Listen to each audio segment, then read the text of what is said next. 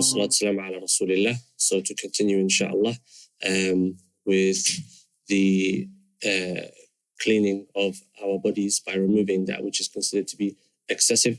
So we spoke about cleaning ourselves, ridding ourselves of dirt a few weeks ago. And the previous lesson we spoke about removing that which is considered to be excessive from the body. And just to recap before we conclude, inshallah, as this is the conclusion of this particular chapter, we spoke about that which relates to the dirt. I'm going to skip that. We spoke about sha'r al-rats, so removing hair and cleaning our hair, etc. And al-Ghazali, rahimahullah ta'ala, he mentioned that there's no harm in a person keeping long hair so long as the person looks after his hair. Presentation is key.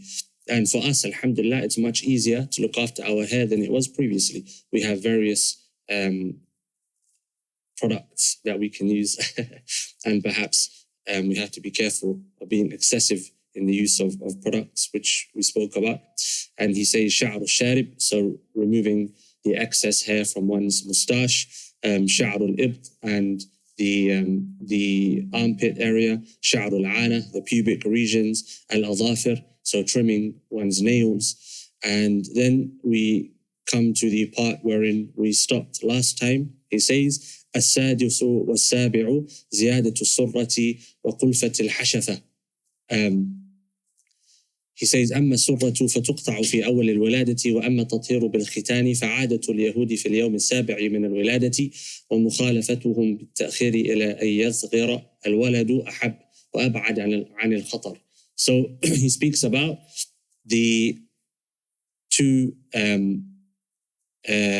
processes, I guess, which a child is usually subjected to. The first is removing the umbilical cord. So removing the umbilical cord, that should be removed. And nowadays, alhamdulillah, again, due to technologies, advancement in medical care, etc., it's something which we don't take into consideration. But perhaps if we were to think prior to the organization of medical care in the way that it's now organized for us, perhaps there were some difficulties in removing the umbilical cord and so on. So he mentioned removing the umbilical cord, number one. Number two, circumcision. And he's speaking here more about male circumcision. So male circumcision is something which should be done by the Muslim man, of course, for those who are uncircumcised. And ideally, the parents should have their child circumcised at a young age. And the younger, the better, although they have to be careful. He says that the parent should wait until the son is well-bodied, has strength in his body, basically, prior to having the child circumcised. And again, nowadays, alhamdulillah, due to medical care procedures and the advancement in technology, it's something which is very easy. And there are many medical advantages to circumcision, and we can research the advantages very easily. It's clean, prevents disease, and so on and so forth. So that should be done. And he mentions that the tradition of the Jews was to do it on the 7th day after birth. And so it's recommended to do that which is different to the Jews. Why? Because as a general principle, which is to be applied by the ulama, not by the lay people, which is to try to stand out and to go against the norms and the customs of the non-Muslims, i.e. the Jews and the Christians. And this is a very complicated issue, especially in our time today. Imam al-Ghazali, rahimahullah ta'ala, was authoring in a time wherein the Muslims lived as Muslims and the non-Muslims lived as non-Muslims, i.e. separated by body and state. And so you had Muslims living together and non-Muslims living together. And so it was quite easy to distinguish a non-Muslim custom from a Muslim custom. It was quite easy to say this is the culture of non-Muslims, whereas it could have been said this is a culture of Muslims. Today, that isn't as straightforward. Why? Because Muslims and non-Muslims are living amongst each other, especially in the West, wherein Muslims are living as a minority amongst a majority non-Muslim people, number one. Number two, due to globalization, a fashion or a norm or a custom can become widespread around the world quicker than we can travel. And so sometimes it can be quite difficult to determine whether or not something it should be considered a custom or a norm of non-Muslims. Although there are principles which can be applied generally, regardless of whether we can determine where something started, etc. If a custom or a norm or a cultural practice has anything which relates back to a faith other than the faith of Islam, and it's something which is practiced currently within that faith, then we are not allowed to embody, to practice, to copy, etc., that particular custom or norm or action. So as an example, if it became fashionable to wear a particular religious symbol, if it became fashionable and those who were wearing that symbol were not wearing it due to faith reasons, but it's still considered today to be a symbol of a particular faith, it becomes haram for us to copy that particular fashion. So a clear-cut example would be wearing a cross. A person may say, I'm wearing a cross as a fashion item. I'm not a Christian, I don't believe in the faith, but I'm wearing the cross because I think it looks good, it's fashionable. That would be something which is considered haram. Even if it became widespread, even if it became a widespread practice amongst Muslims, it would still be considered haram. Why? Because the cross is a symbol which is still alive and still has a connection to a faith other than Islam, Christianity. Whereas, let's say, for example, there's a particular symbol, let's say a star, and a person wears a t-shirt that has a star on it. We cannot say to the person, you can't wear a star because the star is associated to this faith which used to be practiced hundreds of years ago, centuries ago. If it's no longer practiced and it's no longer considered a symbol of that faith, when a person sees the star, they don't say, oh, that's the symbol of this particular faith, or so on and so forth.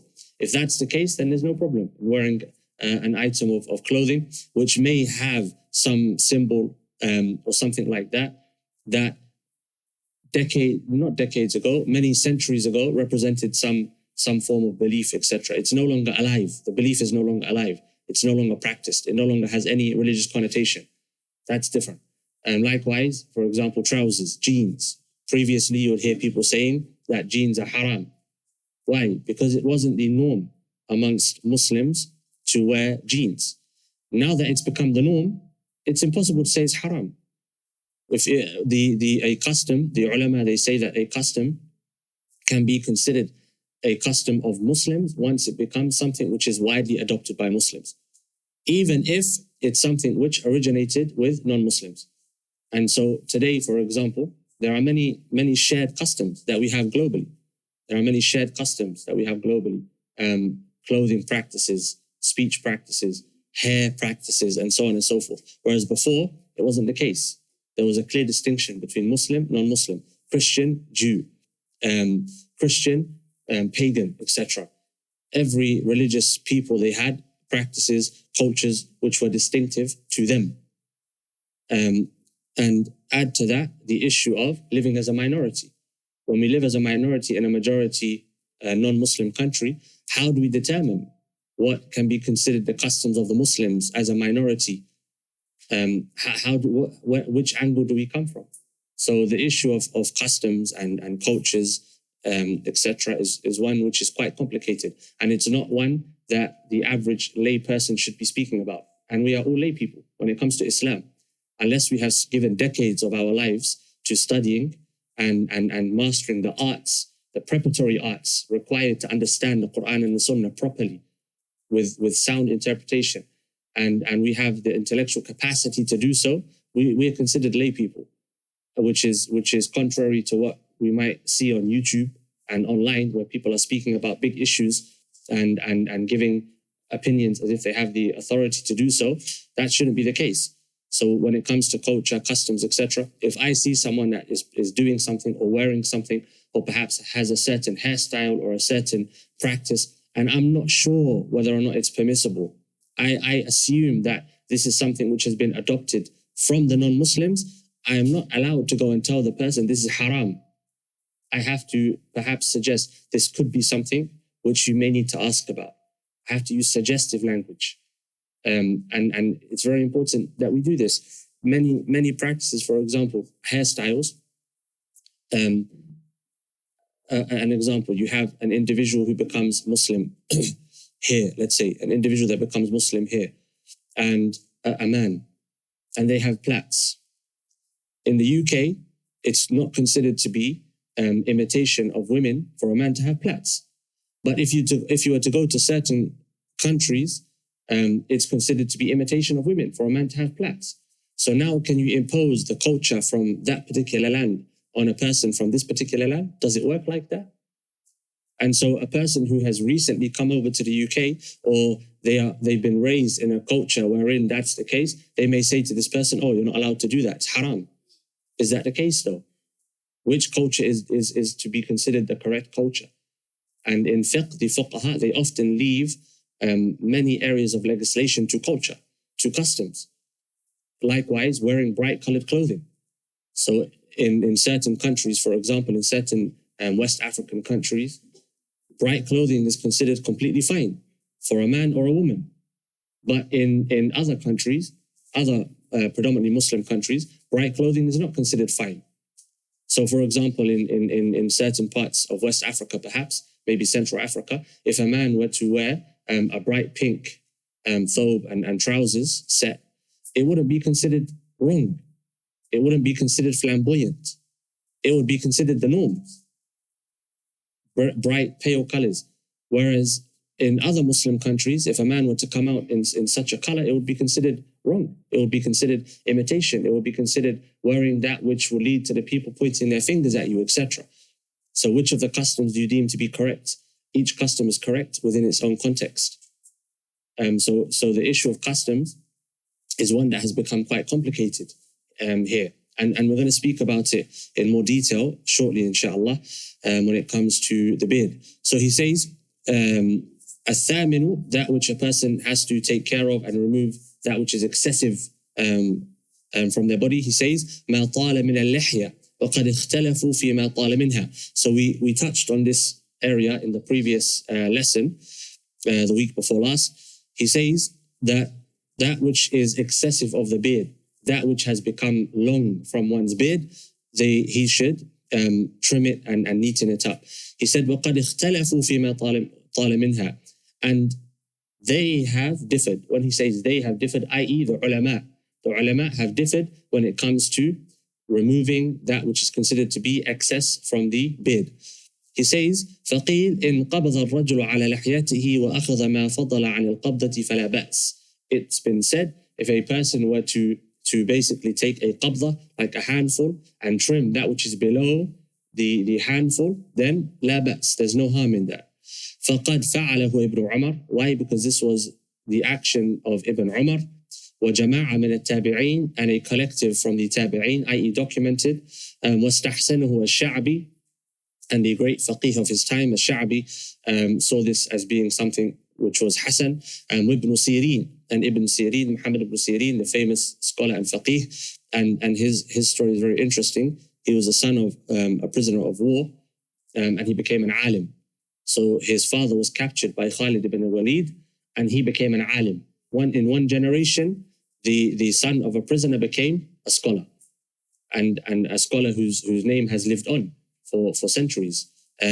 He's considered to be from the great scholars of his time, from the tabi'een, and his name is mentioned generation after generation until our time today. Yet his father was someone who was captured in war.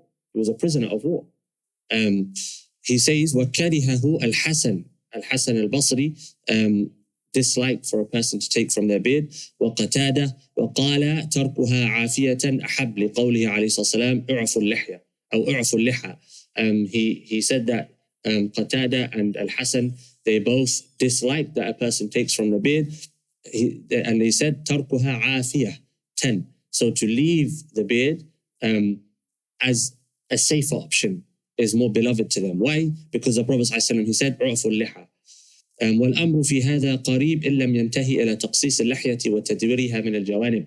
So Imam al-Ghazali, he comments, and of course this is concise. He says that this issue, it's an easy issue. It's not a difficult issue.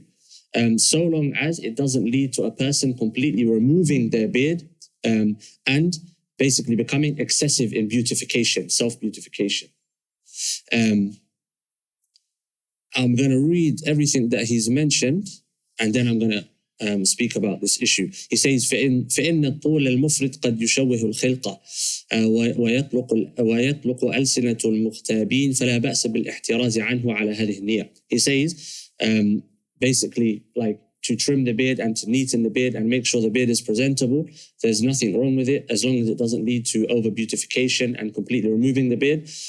Why? Because leaving it excessively long, leaving one's beard excessively long can basically deface or take away from a person's natural appearance, from a person's normal appearance. He says, and so it leads to the tongues of the gossip merchants being elongated, i.e. it can lead to people gossiping and talking and so on and so forth. Whether or not that's relevant in our time today, Allahu A'lam. But there are definitely cases where if a person doesn't look after themselves, then people will talk about him or her, generally speaking. And we spoke about the purpose of looking after one's presentation, especially, he says, for the ulama, for the du'at, for the a'imma, etc., who are calling others to Allah subhanahu wa ta'ala. There should be some emphasis placed on presentation. And likewise for us, I would consider every single Muslim living in the UK or the West as a representative of Islam, a diplomat for Islam. And so prior to leaving our houses, we should ask ourselves, do I look presentable today? And looking presentable doesn't need to be looking extravagant or flamboyant. To look presentable, it doesn't require a lot of money. It just requires a bit of care. Is my hair kept nice and neat? Have I cleaned, my that which is apparent? Are my clothes clean and they look presentable, etc.? It's important. Why? Because we are representatives of Islam, whether we like it or not. When I leave my house, I am a walking representation of Islam, especially in our time today, where Islam is under the microscope. And if you look at those that we speak about often from the past, for example, Malcolm X, he was a person who always looked good. If you look at him in his interviews, his pictures, when he was speaking to people, etc., he looked good. And from what I can tell, he was always wearing perhaps even the same, if not a similar suit all the time, but he looked good. There was care taken in his presentation. And this is something which has become lost upon us today, looking after ourselves, making ourselves presentable. And there's a point that I think is very important. And of course, others can differ. It's a discussion, and there is room for opinion. There's room to be offended, and there's room to offend. If we can't be offended by opinions and we can't offend, then truth will never be found. And so we have to be able to handle opinions that we may feel a bit sensitive about, especially when we read these statements of the ulama. So look, what does he say? He says, قال النخعي, Ibrahim al-Nakhai, one of the aimma of his time, one of the great imams of his time, عجبت لرجل عاقل طويل اللحية كيف لا يأخذ من لحيته ويجعلها بين لحيتين فإن التوسط في كل شيء حسن. He says, I find it strange that an intelligent man has an extremely long beard. He says, why doesn't he take from his beard slightly, trim it, neaten it up, make it look presentable? Because the middle ground in all affairs is hasan, is to be sought. This is Ibrahim al-Nakhai. So he's saying, and this is a life lesson here. فَإِنَّ التَّوَسُّطَ فِي كُلِّ شَيْءٍ حَسَنٍ. To find the middle ground in all of our affairs is something which is noble and praiseworthy. And that's life, basically. The test of life is to find the middle ground. The test of life is to find the middle ground. And there are a few ways in finding the middle ground. The first way, which is the easy way, and only the wise take this route to finding the middle ground. But unfortunately, for most of us, we have to pass through a place in our lives wherein we don't have the capacity to be wise, which is being young. Why? How does it relate? Because the shortcut to finding the middle way is to listen to the elders. That's the shortcut. To listen to those who have experience, to those who have wisdom, and to those that are older than us who have tasted life themselves. But unfortunately, for most of us, when we're young, we like to do everything ourselves, and we think we can do things better than the previous generation were able to do things, only to find ourselves in the same situation that they found themselves in. It's a vicious cycle. We then start to tell the youngers, listen, you need to calm down, slow down, take it easy, do things this way, don't go full steam ahead, etc., so on and so forth. And they do the same thing that we did when we were younger. Especially for young men. For young women, I can't speak so much as, alhamdulillah, I didn't experience being a young lady. The second route to finding the middle ground is experience. And in our time today, I believe it's even more difficult to find the middle ground than for generations that came before us. Why? Because we are living in a time of extremes. We're living in a time of extremes on all sides. And so a person, in reacting to an extreme, may assume that they're in the middle, but really they're on the other side of the spectrum. So they're not on one side of the spectrum, but as a reaction to that side, they fall into the other side. And they assume themselves to be grounded, to be middle path. But they're not. Their vision is lopsided. They're looking at things in the wrong way. And having a framework and understanding the framework and referring back to those who have interpreted the framework for us in a sound manner is what helps us and aids us to find that middle ground. And that's what Ibrahim al-Nakha'i is referring to. He's referring to the middle ground. And Imam al-Ghazali, he said that this amr, it's something which is easy. It's an easy issue, the issue of the beard. And some of the ulama, you'll find they refer this issue back to the ada, norms of a society. That which is considered to be a beard is considered to be a beard according to the custom. Others will say, no, it has to be a certain length and so on and so forth. But it's not an issue of aqeedah. This issue is not an issue of aqeedah. It's an issue of fiqh. And one of the extremes of our time is making fiqh issues into aqeedah issues. One of them being the beard, for example. Another being trousers. If trousers are below the ankle, khalas, this person is as good as being from the hellfire already. Another issue, for example, is particular theological inclinations. These issues, yes, they relate to aqeedah, but they're not usuli issues. They're furu'i issues. They're branch issues in aqeedah. They're not usul issues. So we have a tendency in our time to make small issues into big ones, and fiqh issues into aqeedah issues, and minor aqeedah issues into issues of kufr and nifaq and iman. And that wasn't the way of the ulama of the past. We only have to read their books to find out.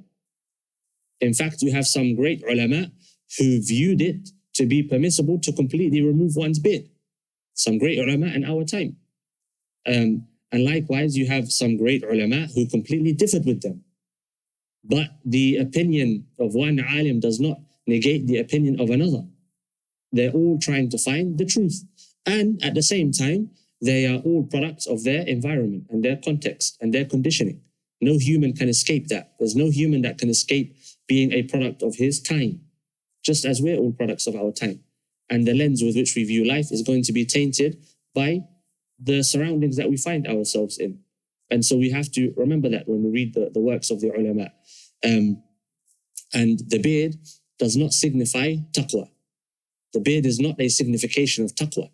The length of one's beard does not determine the strength of one's iman. If that were the case, you have many non-Muslims, they have epic beards, but they have no iman.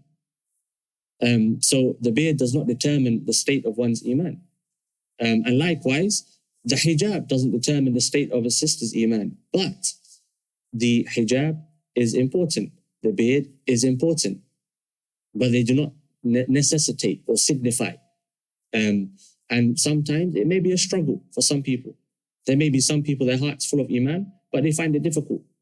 They find it difficult in various things. So these issues, we can't take a black and white approach to them. Now he's going to speak about disliked matters in relation to the beard. He says, وَفِي اللَّحْيَةِ خِصَالٌ مَكْرُوهَةٌ وَبَعْضُهَا أَشَدْ كَرَاهَةً مِنْ بَعْضٍ. The first one, الْخِصَابُ بِالسَّوَادِ فَهُوَ مَنْهِيٌّ عَنْهُ. So he says there are disliked actions when it comes to the beard, and some of them are worse than others. The first is to color one's beard with black. So to dye one's beard in black. why it's prohibited by the Prophet ﷺ. He says, the second, الخصاب بالصفرة والحمرة وهو جائز تلبيسا للشيب على الكفار في الغزو والجهاد فإن لم يكن على هذه النية فهو مذموم. The second is to dye one's beard yellow or red. And he says it's permissible to do so though, to fool those who a person is going to battle with in literal battles or jihad, and it wouldn't really apply in our situation today. فإن لم يكن على هذه النية فهو مذموم. So if a person's dyeing their beard black or red or yellow, in other than the two situations mentioned, then it will be considered to be blameworthy. Then he says, the third, تبييضها بالكبريت استعجالا لإظهار علو السن, to color one's beard white with a chemical, for example, to color the beard, to make it go white. He says, why would a person do this? To make it seem like they're older than they are. توصلا إلى التوقير, as it may lead to them being considered esteemed in their community, their society. And here, I don't think that would be the case. Allahu A'lam. I don't believe that anyone would consider it nowadays to be, something noble to have white hair, although it's something which is noble. But in our society today, we don't respect age anymore. Rather than the young trying to look like the old, you have the old trying to look like the young. Things have reversed. And I did want to speak about this in a little detail. He says, ظَنًّا بِأَنَّ كَثْرَةَ الْأَيَامِ تُعْتِيَهُ فَضْلًا وَهَيْهَاتٍ. So this person who colors his beard white to try to look esteemed and older, etc., he assumes that the more days you have under your belt, the more virtue you have. And he says, hayhat, how far away from the truth is that? It's not about age. How many old people, they've lived very bad lives. It's about action and the way that a person's lived their life. Imam al-Nawawi, rahimahullah, 45 years old, look what he contributed. That which 100 men perhaps couldn't contribute if they came together. And many of the ulama like him. But on this point, so if we just think about respecting one's age. So I said earlier, there's something that I think is very important in our time, and it relates to presentation. And that is respecting one's age.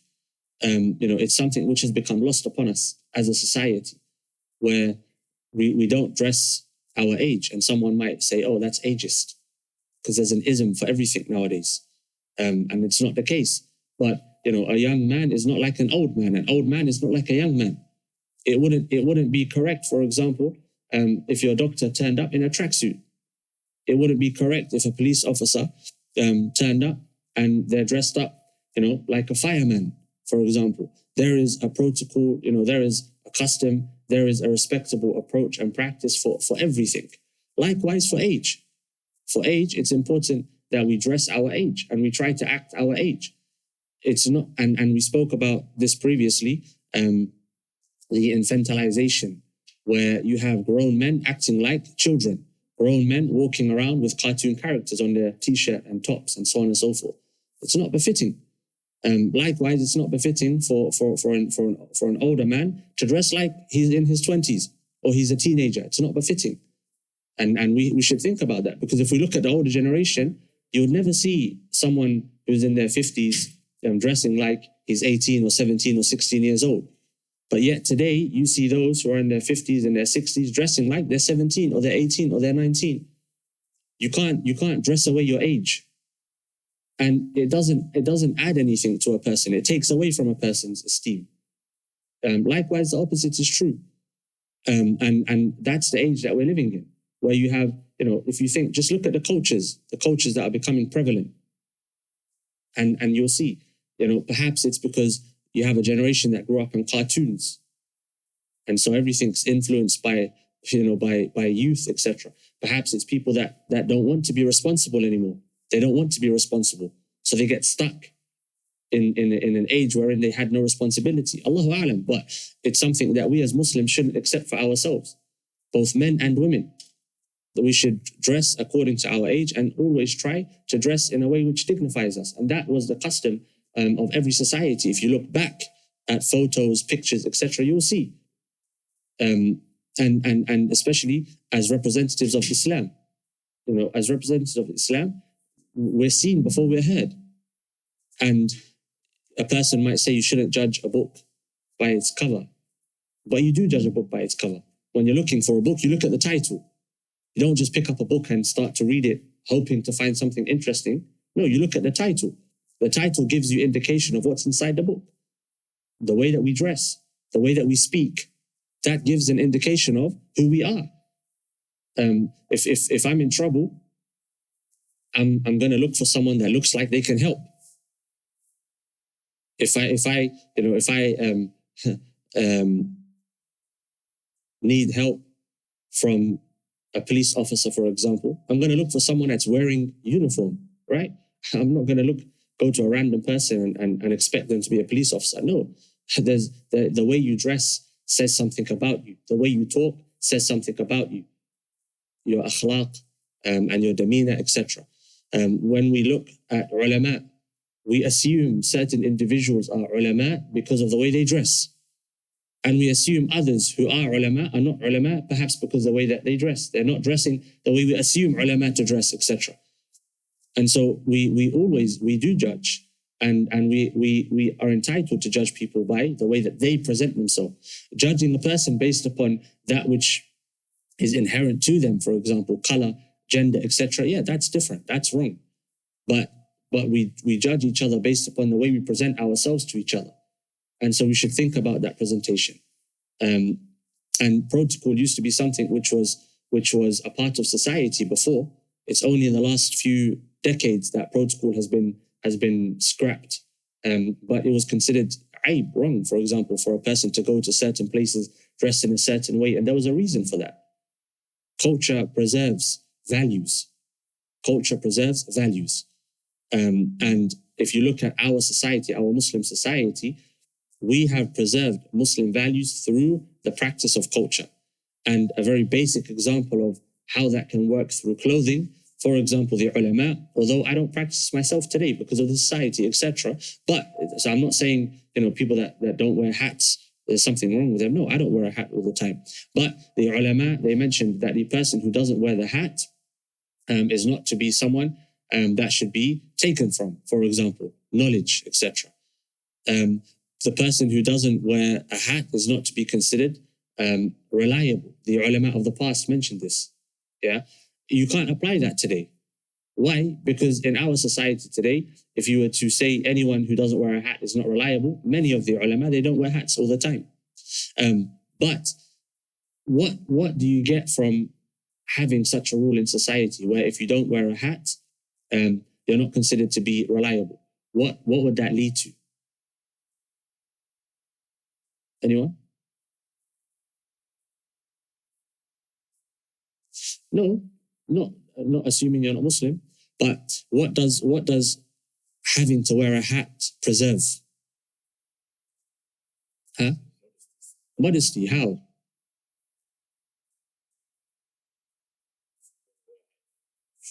Exactly. If you're not willing to leave your house without covering your head, you wouldn't be willing to leave your house without covering something which is,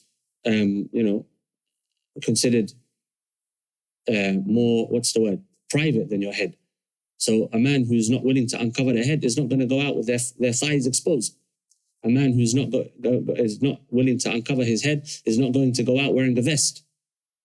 And when you take away the hat, what comes next? The coat. When you take away the coat, what comes next? The jumper. Then what comes next? The shirt. Then what comes next? The t-shirt. And then you have topless men walking around. That's how it works. That's the way it works. And that's where we've reached in society today. Do you think, for example, in London, 70, 80, 90 years ago, you would have seen men walking around in the street topless, the way that men do that today? No. And a person might assume, yeah, but the man's awrah is not like the woman's. Yeah, but a man should still be modest. There's still modesty for a man. Modesty doesn't only apply to women. Likewise, the same can be applied to women. How did you go from a long dress, a long skirt, to basically wearing no skirt.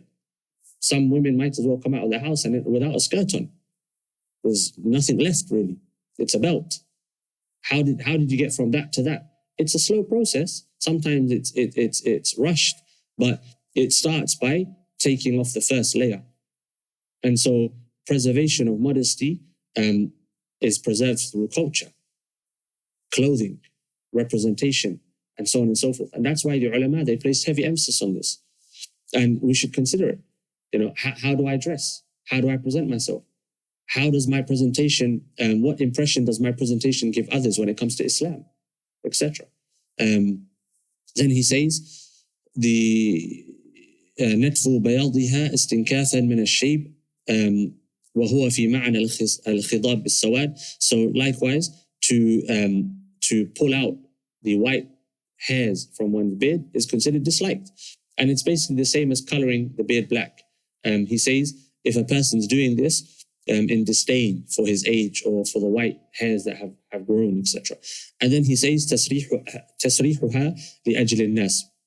So combing and being excessive in beautification, presentation, etc. for the sake of people.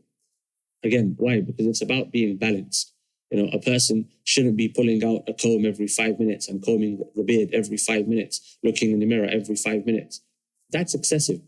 But a person should take care of their presentation, before they leave the house. Perhaps when they get back and they're going out again, maybe after wudu, comb the beard, look at one's presentation, etc. Things like that. But it shouldn't lead to excessiveness, where a person is creaming themselves 5 times a day. That's wrong, as we spoke about previously. And that's why the fuqaha, they say, it's mustahab للرجل أن يدهن غبا. It's recommended that the man, applies cream or oil, etc. every so often, every now and again. غبا, like one day on, one day off. Even when it comes to combing the beard and giving attention to the beard, some of the fuqaha, they say it shouldn't be daily. It should be every other day. Why?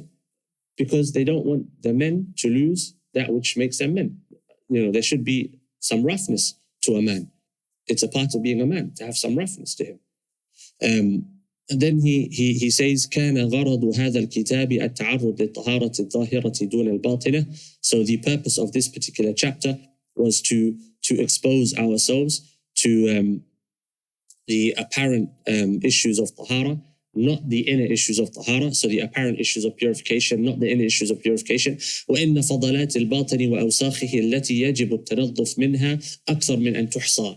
As for the internal أوساخ, so the internal dirt, I guess you could say, filth that a person needs to rid themselves of, he says that there are more things that a person can count.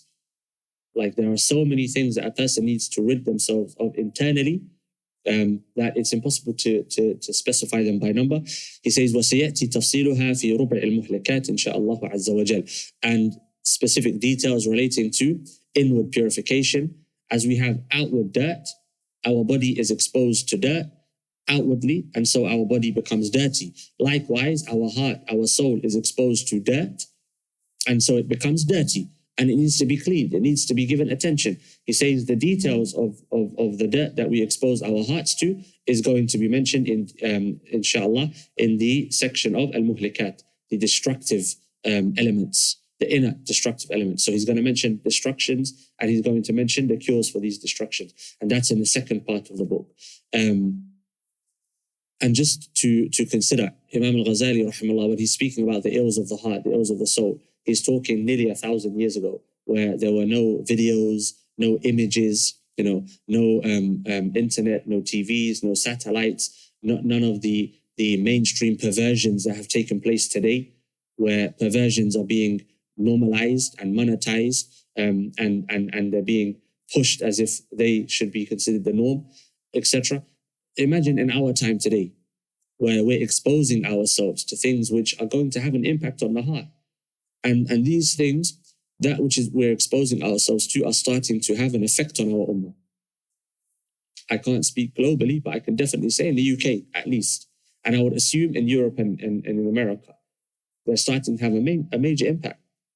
Some of the perversions that people are exposing themselves to are starting to cause real problems in their relationships, in their marriages, children, causing real problems for children, addictions, and so on and so forth.